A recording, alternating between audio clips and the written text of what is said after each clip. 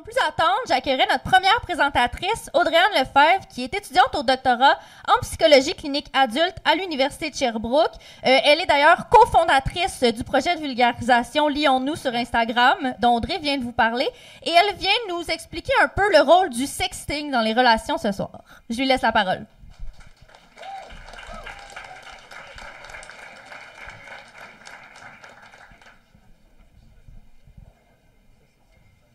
Bonsoir tout le monde. Est-ce que vous m'entendez bien? Oui, parfait. Donc, j'espère que vous êtes en forme aujourd'hui parce qu'on a plusieurs belles présentations pour vous. Et on va commencer en parlant du sexting. C'est quoi le sexting? Eh bien, ça consiste à envoyer du contenu sexuellement explicite à une autre personne, que ce soit par des messages textes qu'on appelle aussi des sextos. Ça peut être aussi en envoyant des photos, comme des nudes, ou en envoyant des vidéos. Le sexting, ça comprend aussi le cybersexe. Ça, c'est le fait d'avoir un échange en direct, en vidéo, avec une autre personne avec qui on échange du contenu sexuellement explicite. Donc, j'aimerais commencer en vous posant une petite question. Donc, à main levée, qui ici pense que le sexting, eh bien, ça peut être bon pour la vie sexuelle? Beaucoup de monde disent que oui. Est-ce qu'il y a d'autres personnes qui pourraient dire que le sexting, c'est peut-être mauvais pour la vie sexuelle? Okay. Je vois que les réponses sont plutôt mitigées, mais qu'il y a une majorité de personnes qui disent que c'est bon. Eh bien, ce soir, j'ai un petit scoop pour vous. Vous aviez tous une partie de la réponse. On va voir que la réponse, c'est pas tout noir ni tout blanc, mais c'est plus comme 50 nuances de gris. Donc, on sait tous que la pratique du sexting, c'est très populaire chez les jeunes adultes. Alors, je peux m'imaginer que plusieurs personnes d'entre vous l'ont déjà pratiqué dans le passé. Mais est-ce que vous vous êtes déjà arrêté à savoir pourquoi vous sextez? Donc, avez-vous déjà réfléchi aux raisons qui vous poussent à sexter une autre personne? Les raisons, elles sont multiples. Ça peut être, par exemple, pour initier une relation sexuelle. Ça peut être aussi pour flirter. Ou simplement, vous répondez quand vous en recevez un, sexto. On peut catégoriser les raisons à sexter dans deux types de motivations sexuelles. Quand je vais parler de motivation sexuelle, je vais faire référence aux raisons qui poussent une personne à sexter. Donc, la première motivation, c'est les motivations d'approche. Ça, c'est quand une personne va sexter pour obtenir quelque chose de positif. Alors, une personne avec une motivation d'approche peut sexter pour exprimer son désir, par exemple en envoyant un texto qui dit « J'ai envie de toi, j'ai hâte de te voir ce soir ». Une autre raison pourrait être de susciter le désir ou l'excitation, par exemple en envoyant une photo coquine à son ou sa partenaire, avec son consentement bien sûr. Ça peut être aussi pour initier une relation sexuelle. Alors, on pourrait voir une personne qui envoie un texto qui dit lors de notre prochaine date, ça serait le fun qu'on fasse la pratique sexuelle que tu aimes tant. Une autre raison, ça pourrait être de sexter pour éprouver du plaisir. Donc, quand une personne sexe, elle aime ça, donc elle le fait pour cette raison-là. Une personne qui a une motivation d'approche peut aussi sexter pour se rapprocher, se sentir connecté à l'autre personne. Et une dernière raison, ça serait de chercher une sensation de nouveauté. Alors, essayer de mettre un peu de piquant dans la vie sexuelle. Ensuite, on a les motivations d'évitement. Ça, c'est quand une personne va chercher à, dans le fond, elle va sexter pour éviter des conséquences négatives. Par exemple, maintenir l'intérêt de l'autre personne. Donc, on pourrait voir une personne qui a cette motivation-là sexter parce qu'elle a remarqué que récemment, son partenaire prend ses distances, donc est plus de son côté. Donc, ça se peut qu'elle se mette à sexter pour éviter de perdre l'intérêt de l'autre personne. On peut... Je ne sais pas si je sais pas, je suis cadrée, mais bon. Ça peut être aussi pour répondre aux demandes. Donc, on voit à l'écran que ça peut être, dans le fond, une personne peut nous demander d'avoir une photo coquine. Alors, la personne, ça se peut qu'elle réponde parce qu'elle se sent obligée ou parce qu'elle ne veut pas perdre l'autre personne. Une autre raison, ça serait aussi de sexter pour éviter la désapprobation ou le rejet de personnes significatives, que ce soit des amis ou son partenaire. Ça peut être une personne qui voit dans son entourage que beaucoup de personnes sexent. Elle est peut-être un peu moins à l'aise, mais elle va le faire parce qu'elle ne veut pas se faire mettre de côté ou se faire moquer d'elle. Une autre raison pourrait être pour minimiser les émotions désagréables comme le stress, la solitude ou même la tristesse. Parce qu'on sait que plusieurs personnes peuvent sexter pour, dans le fond, minimiser des émotions désagréables, donc pour s'apaiser. La sexualité, parfois, ça a cette fonction-là. Et une dernière raison, ça serait pour éviter le conflit. Prenons l'exemple d'une personne qui travaille, qui reçoit des sextos de son partenaire. Ça se peut qu'elle se dise « Ah, ben je vais répondre parce que ça ne me tente pas que ce soir, en arrivant à la maison, on me demande pourquoi je n'ai pas répondu et que ça mène à un conflit. » Alors, la personne va peut-être simplement répondre pour pas qu'un conflit soit généré. Alors, on peut se demander si une personne qui sexe pour des motivations d'approche rapporte avoir la même satisfaction sexuelle qu'une personne qui a des motivations d'évitement. Il faut d'abord savoir que la satisfaction sexuelle, c'est quelque chose de très subjectif et ça dépend de l'évaluation qu'une personne va faire des aspects à la fois positifs et négatifs d'une relation sexuelle. On va souvent parler de satisfaction sexuelle quand on veut évaluer à quel point une personne dit avoir une bonne ou une moins bonne vie sexuelle. Donc, avec mon équipe, on a voulu savoir si un des types de motivation sexuelle que je viens de vous parler était lié à une meilleure satisfaction sexuelle chez les jeunes adultes. Donc, on a sondé deux échantillons différents. Le premier était composé de 422 jeunes adultes en relation de couple et le deuxième échantillon était composé de 142 couples hétérosexuels et tous les participants étaient âgés entre 18 et 29 ans. Donc, aujourd'hui, on va prendre le cas fictif de Jonathan et Sophie. Donc, tous les deux, ils forment un couple et, dans le fond, en répondant au questionnaire, on voit que Sophie, elle a plus tendance à sexter pour des motivations d'approche, alors que Jonathan, lui, il a plus tendance à sexter pour des motivations d'évitement. Donc, tous les deux, ils vont décider de participer à notre étude. Il y a eu plusieurs constats et le premier, on va regarder qu'est-ce qui se passe lorsque Sophie sexe pour des motivations d'approche. Lorsqu'elle sexe pour ces motivations-là, eh bien, elle dit être plus satisfaite de sa vie sexuelle.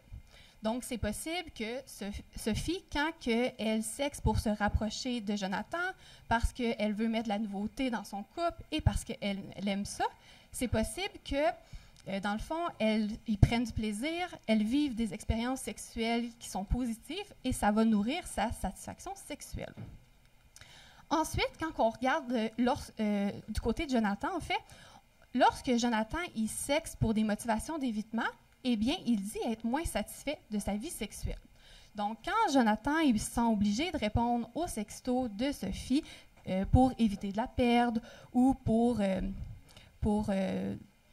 minimiser des émotions désagréables chez lui, bien, ça se peut que ça l'amène, Jonathan, à vivre des émotions qui sont désagréables. Ça ne sera pas nécessairement le fun pour lui de sexter, alors ça va nuire à sa satisfaction sexuelle. On peut ensuite se demander qu'est-ce qui se passe si Jonathan ou Sophie sextent plus fréquemment. Donc, on va regarder ça ensemble, mais on va un petit peu mettre de côté les motivations qu'on vient de voir. On va commencer à regarder qu'est-ce qui se passe quand Jonathan, il sexe plus souvent. Alors, quand il envoie des sextos, des nudes à Sophie, quand il se met tout beau, tout sexy pour lui plaire. Alors, quand Jonathan, il sexe plus fréquemment, eh bien, il dit être plus satisfait de sa vie sexuelle. Comment on peut comprendre ça? C'est que ça se peut que le sexting soit une façon pour Jonathan de se rapprocher de Sophie, que ce soit un moyen pour lui de vivre quelque chose de nouveau dans son couple, alors ça va être le fun de sexter. Fait qu'il va le faire plus souvent et ça va nourrir sa satisfaction sexuelle. Ensuite, on va regarder qu'est-ce qui se passe quand c'est Sophie qui sexe plus fréquemment.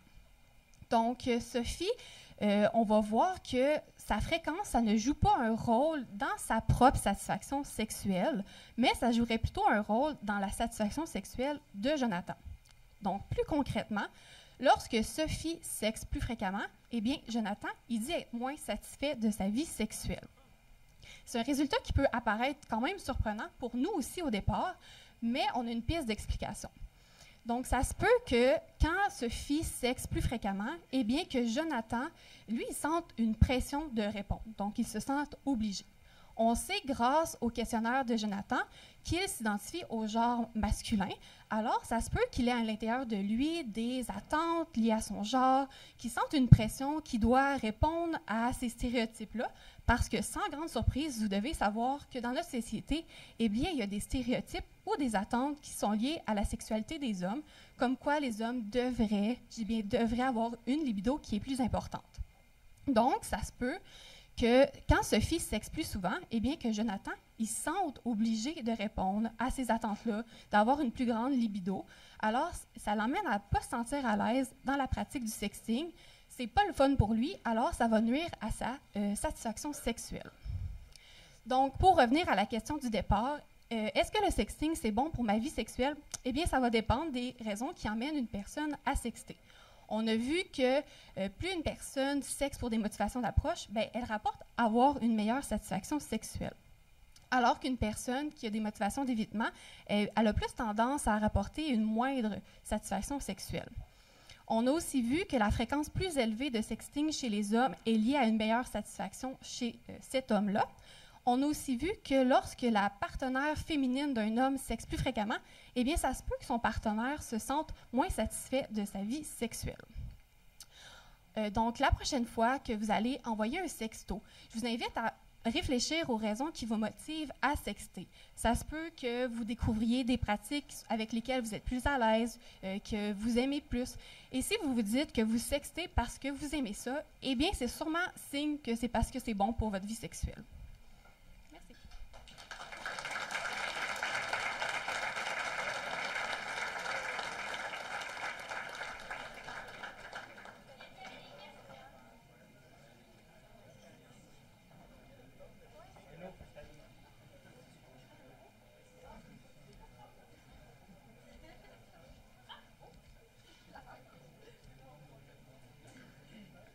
J'ai une petite question. Ben merci, c'est super intéressant. Je me demandais, est-ce que, puis peut-être que c'est pas quelque chose que vous avez regardé, mais est-ce qu'il y avait l'aspect que des fois, peut-être pour les femmes, il y a plus de motivation d'évitement ou comme on va avoir plus tendance à répondre pour pas déplaire aussi, mais que dans le fond, on est habitué de faire ça, fait que ça affecte moins notre satisfaction sexuelle, comme si c'est plus normalisé pour la femme?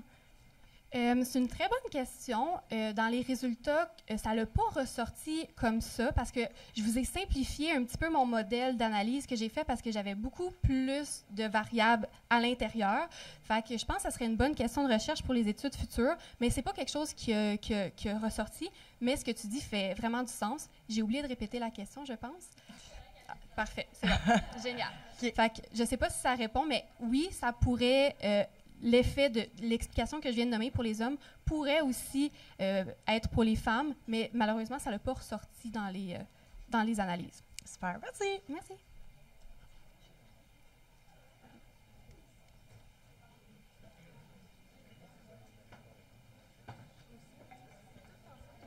Dans le fond, tu as parlé de la dynamique, quelqu'un qui sexe, puis l'autre se sent obligé de répondre, fait que son plaisir descend.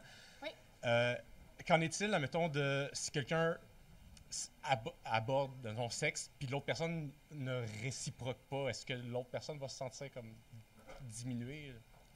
C'est une très bonne question. Dans notre étude, on n'a pas évalué ça de qu'est-ce qui se passe quand une personne ne répond pas.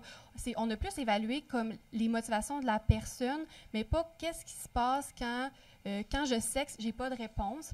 Mais je pense que c'est une très bonne question que je pense aussi que les études sur le sexting, c'est quand même nouveau. C'est comme ça commence à être en émergence. Ça serait vraiment intéressant. Mais vite comme ça, je dirais que oui, ça aurait un effet, mais on ne l'a pas étudié malheureusement. C'est bon, merci. Merci, Virginie. Est-ce que je peux parler de mon...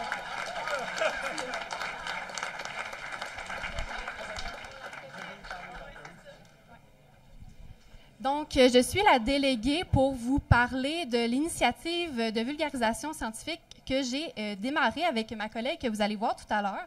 Donc, si jamais vous aimez la vulgarisation, j'imagine que c'est le cas parce que vous êtes ici ce soir.